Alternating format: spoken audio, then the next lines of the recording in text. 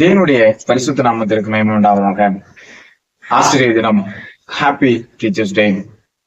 வரலாற்றை புரட்டி பார்ப்போமாக. செப்டம்பர் 5ஆம் தேதி 1888ஆம் ஆண்டு பிறந்து ஏப்ரல் 17ஆம் தேதி 1975ஆம் ஆண்டு மரித்த டாக்டர் ராதாகிருஷ்ணன் அவருடைய பிறந்த நாளை நாம் ஆசிரியர் தினமாக கொண்டாடுகிறோம். ஆசிரியர்கள் மிக முக்கியமானவர்கள்.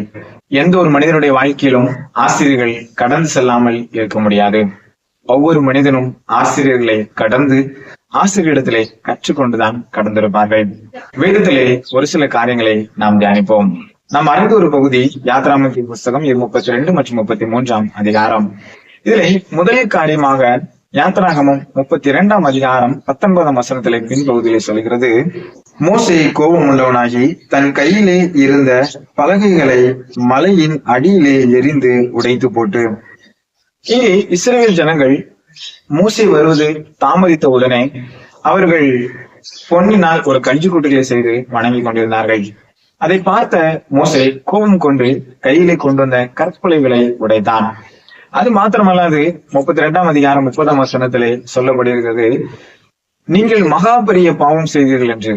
நீங்க முதல் காரியமாக மோசே சொல்கின்ற ஒரு காரியம், தங்களுடைய பாவங்களை சுட்டி காண்பிக்கிறார். ஆசிரியர்களும் இதே போலதான் மாணவ செல்வங்கள் செய்த தவறுகளை சுட்டி காண்பிப்பார்கள். இங்கே மோசே சுட்டி காண்பித்தது மாத்திரமல்லாது இரண்டாவது காரியமாக 32ஆம் அதிகாரம் 31, 32 வசனங்களிலே அவர்கள் சொல்கிறார், மகா பெரிய பாவம் செய்திருக்கிறார்கள், ஆகிலும் தேவரீர் அவர்கள் பாவத்தை மன்னித்தருளானால் மன்னித்தருளும், இல்லாவிட்டால் நீர் எழுதின உம்முடைய புஸ்தகத்திலிருந்து என் பெயரை கிறுக்கி போடும் என்றார்.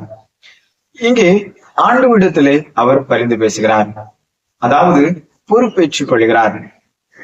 இங்கே இந்த ஜனங்களை நீர் மன்னித்தருள வேண்டும், இல்லாதிருந்தால் என் பெயரை கிறுக்கி போடும் என்று. ஆசிரியர்களும் இதே போலதான். மாணவ செல்வங்கள், இவர்கள் படிப்பதற்கு நான் உத்தரவாதம், இவர்கள் தேர்ச்சி பெறுவதற்கு நான் உத்தரவாதம் என்று அவர்கள் பொறுப்பேற்றுக் கொள்கிறார்கள். ஆசிரியர்களும் தவறு செய்து விட்டார்கள் என்று அவர்கள் அப்படி புறக்கணிக்காதபடி அவர்களை பொறுப்பேற்று அவர்களை வழிநடத்தினார்கள்.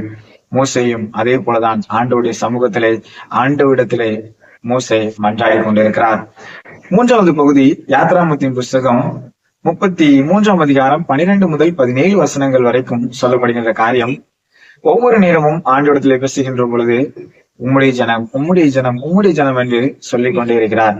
அதாவது ஆண்டவர் அந்த ஜனங்களை ஆசீர்வதிக்க வேண்டும், ஆண்டவர் அந்த ஜனங்களை மன்னிக்க வேண்டும் என்பதற்காக. 16ஆம் வசனம் சொல்கிறது, பூமியில் உள்ள ஜனங்களை பார்க்கிறோம், நானும் உம்முடைய ஜனமும் விசேஷித்தவர்கள் என்பதை அவன் சுட்டி காண்பிக்கிறார்.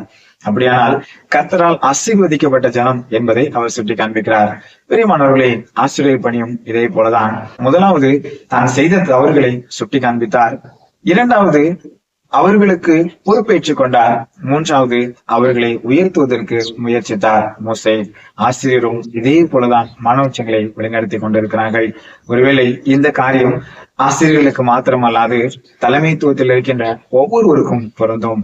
பெரியமானவர்களே, நாம் எப்படிப்பட்ட தலைமைத்துவத்தில் இருக்கிறோம் என்பதை சற்று நிதானித்து பார்ப்போம். கர்த்தர் உங்களை ஆசீர்வதிப்பாராக. ஆமென். எனக்கு கற்றுக் கொடுத்த அனைத்து ஆசிரியர்களும், என்னோடு பயணித்த ஆசிரியர்களுக்கும், என்னுடைய நண்பர்கள் பலர் ஆசிரியர்களாக இருக்கிறார்கள், அவர்களுக்கும் மற்றும் உறவு முறையில் இருக்கின்ற அனைத்து ஆசிரியர்களுக்கும் எங்களுடைய இனிய ஆசிரியர் தின நல்வாழ்த்துக்கள். கர்த்தர் உங்களை ஆசீர்வதிப்பாராக. உங்களுடைய பணி சிறக்க வாழ்த்துகிறோம்.